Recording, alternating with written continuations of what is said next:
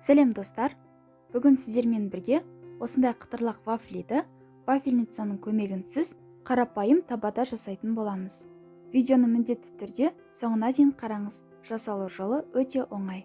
Ең алдымен 2 жұмыртқаның ағы мен 1 стакан қантты араластырып аламыз.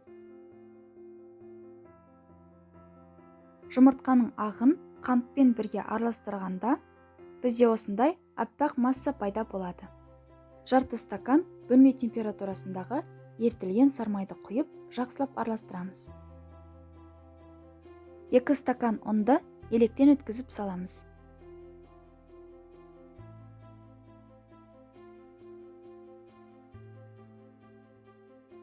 Содан соң бөлме температурасындағы 1 стакан сүт құямыз.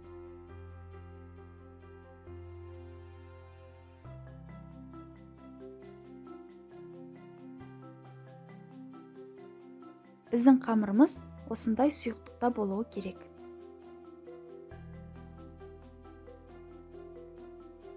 Табаны орташа отта қыздырып, дайын болған қамырымыздан 1 немесе 2 ас қасық салып, жұқа етіп жайып шығамыз. Қамырды барынша жұқа етіп жаюға тырысыңыз. Сонда жасап жатқан вафлиіңіз қытырлақ болып шығады.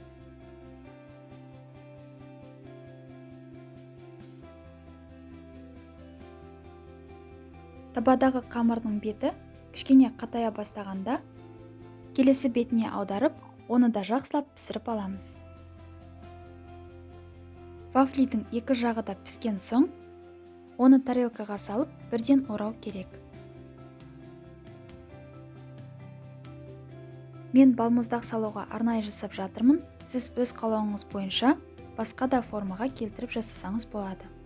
Дәл осылай қалған қамырларды да пісіріп аламыз. Сіздерге рецепт ұнаған болса, каналға жазылып, дәл осы видеоға лайк басуды ұмытпаңыздар. Бізбен бірге болғандарыңыз үшін алғысым шексіз.